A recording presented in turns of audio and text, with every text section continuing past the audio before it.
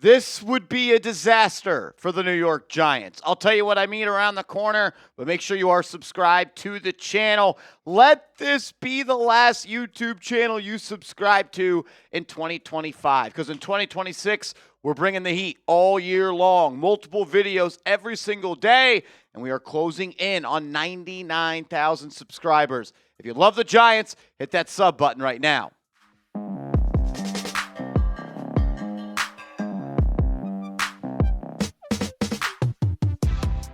This is New York Giants Now by Chat Sports, and I am your host, Marshall Green.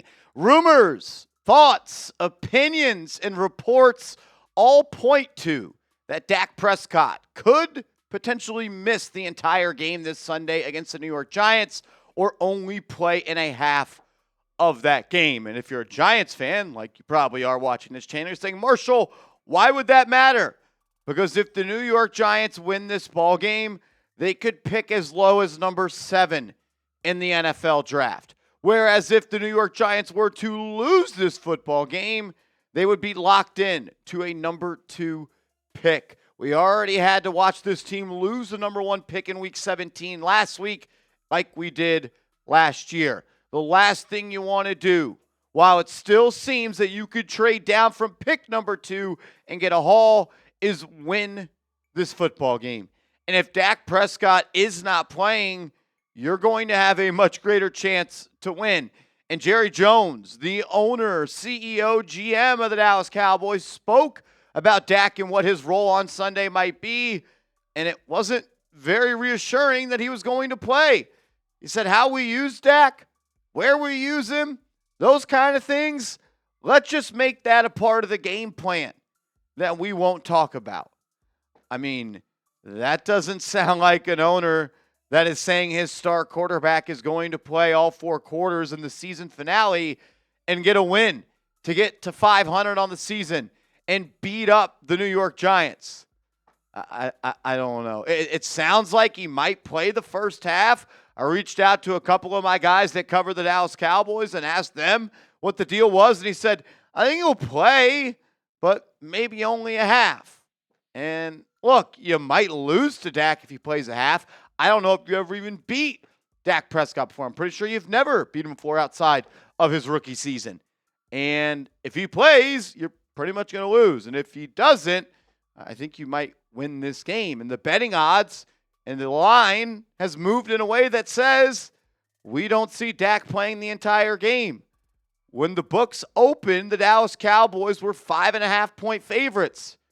Then it went to 5, and then 4.5, and then 4, and now it's down to 3.5. In Vegas, they always seem to know. And Mike Kafka, the head coach for the New York Football Giants, he made it crystal clear at his press conference on Wednesday that the starters are going to play. We're going to play all 60 minutes, and we're going to try to do whatever it takes to win this football game. And I get it. There's people out there that think a win means a lot right now. And look, we don't need to debate that. What we can just make clear is if you win this game, you risk not only the number 2 pick, but picking inside the top 3, potentially picking inside the top 5, and maybe even ending up with the number 7 overall pick. Shout out to Doug Analytics who made this chart. Go give him a follow on social media. As you can see, in Week 18, if the New York Giants win, and then any of the teams, or every time one of these teams win, you continue to move up. Cleveland, Tennessee, Arizona, the New York Jets, and Washington. So you should be rooting against those teams if you want to pick high in the draft. Just like you should still be rooting against or rooting for the other team that the New York Giants play. If they do lose, though, they're going to pick number 2. If they lose and the Raiders win, you have a chance to pick number 1. You would just need 2 of Seattle, Cleveland, Atlanta, and Chicago to beat their football teams. So let's focus in on the games that we talked about first, where every single one of these games would impact your draft position if you do win the game. Luckily, all the teams you need to lose, Jets, Titans, Cardinals, Browns, and Commanders, I listed on the far side of the screen, they are all underdogs in this game. in these games in NFL Week 18. So some good news there. I don't know if the Jets are going to beat the Bills. Are the Titans going to beat the Jags? Are the Cardinals going to beat the Rams? Are the Browns going to beat the Bengals? Maybe. Commanders going to beat Philly? I doubt it. So there is a world where you win this game and you could still, if you win this game, you could be picking as low as 7. It could potentially be number 3 overall. Not good. I think that there's a world where you do win this game and you end up picking number 7. So not good news there. Joe Milton would be the backup quarterback that would play for the Dallas Cowboys if they do decide to sit Dak for a quarter, 2 quarters, 3 quarters, or however many quarters it is. If it is not Dak, it will be Joe Milton. And why you need to stay at the number 2 overall pick is we've seen teams 4 times since 2012 trade down from the number 2 pick, and they have gotten a haul in return. Go to the Jags last year when they traded up for Travis Hunter, the Cleveland Browns. They acquired a future first-round pick, but also got pick number 36 and a 4th-round pick. So you add a 2nd, 4th, and 1st-round pick to fall down 2 spots while it's essentially a pick swap in the 4th round. In 2017, when the Chicago Bears traded up for Mitch Trubisky, just 1 slot, the 49ers received a 2nd-round pick, a 4th-round pick, and a 3rd-round pick. This could be a similar situation you see where if the Giants pick number 2 and the Jets pick number 3, and they want to move up for Dante Moore. In 2016, you saw the Philadelphia Eagles give up a lot to go up and get Carson Wentz. The Browns, they fell from pick number 2 to pick 8, but they added pick 77, a 3rd-round pick. They added pick 100, a 4th-round pick, and then a 1st and a 2nd-round pick in the following years. Ideally, you get the RG3 type of trade. Is Dante Moore RG3? No. He goes and wins a national championship? Maybe. That could up the offer that the New York Giants can get, where they fall back 4 slots in the draft, and they had a 2nd-round pick and 2 future first-round picks. That's why it's so important to lose this game. Because if you pick number 2 and there's 2 quarterbacks available, and Mendoza and Moore, a team was going to want to trade up, and you can cash in on that. So miss me with all the culture talk wins. You know what builds culture? Winning in week 1, 2, 3, 4, 5, 6, 7, 8, 9, 10, 11, 12, 13, 14, 15, 16. That builds culture. Not winning in week 17 against a tanking Raiders team. Not any of that. I got a couple more thoughts that we got to talk about on today's show. Also, who could be in and who could be out for the New York Giants when it comes to their game this Sunday against the Dallas Cowboys. But first, I do want to tell you guys about our awesome sponsor of today's show, and that is Prize Picks. Shout out to Prize Picks. They are the best daily fantasy sports app in the game. Get hooked up with them. They've got an awesome deal going on right now. When you play your first $5 lineup, you get $50 in lineups once you use the promo code CLNS. So go to prizepicks.com/CLNS, download the app, create an account, play your first $5 lineup, and you get $50 in lineups for free. With the new year here and some awesome football going on in the playoffs, and every day there being basketball action, now is the time to be right. Hopefully I'm right with my lineup on Sunday.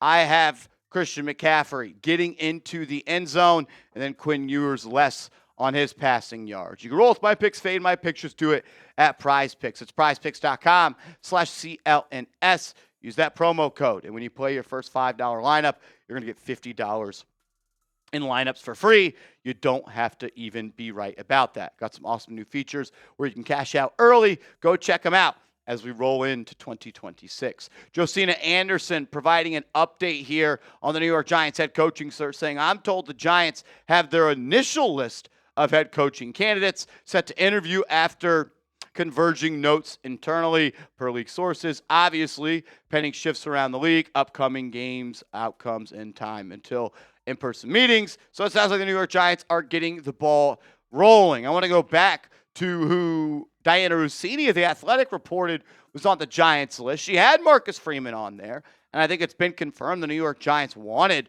Freeman to be the coach, but it didn't happen. So X for him.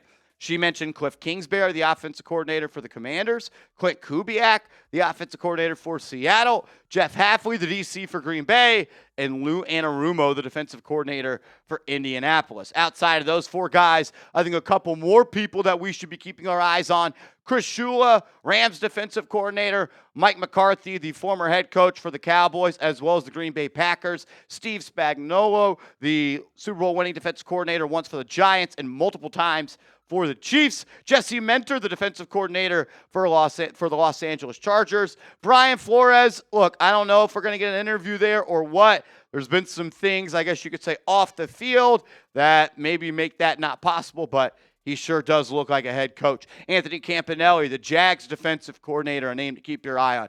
Heard Matt Nagy a couple of times, currently the OC for Kansas City. Matt Burke is a name that Jordan Renan brought up on the Giants Station show with Bobby Skinner. The Texans defensive coordinator, Mike LaFleur, the brother of Matt LaFleur, the offense coordinator for LA. I think Antonio Pierce might get an interview as well. I don't know how far that will go. Some current head coaches that I think we all should be keeping tabs on. Kevin Stefanski, the Browns head coach. Mike Tomlin, Steelers head coach. And then John Harbaugh, the Ravens head coach. Maybe the team that loses the AFC North matchup in Week 18 between the Steelers and the Ravens, maybe the loser has to coach the Giants. Sign me up for that. Give me a name. Who do you want the New York Giants to hire? We just mentioned like 17 names on today's video. Give me a name down in the comments section. I don't know. I really don't have a great feeling at this point. Players that did not participate at practice for the New York Giants on Wednesday. I don't know if any of these guys will end up playing on Sunday outside of Abdul Carter, who is currently ill. Not sick. No, shout out. He is sick. He's ill. He's not with the team right now. Theo Johnson was sick last week as well. He didn't play. Cordell Flott dealing with a knee. Wan'Dale Robinson, a rib injury. I'm sure he's going to want to go out there and continue to pile up some stats as he's going to be a free agent looking to secure the bag. But if Abdul, Cordell, Wan'Dale, Theo, Javon don't play, you might have a better chance to win. Unfortunately, sounds like Jalen Hyatt is not going to play.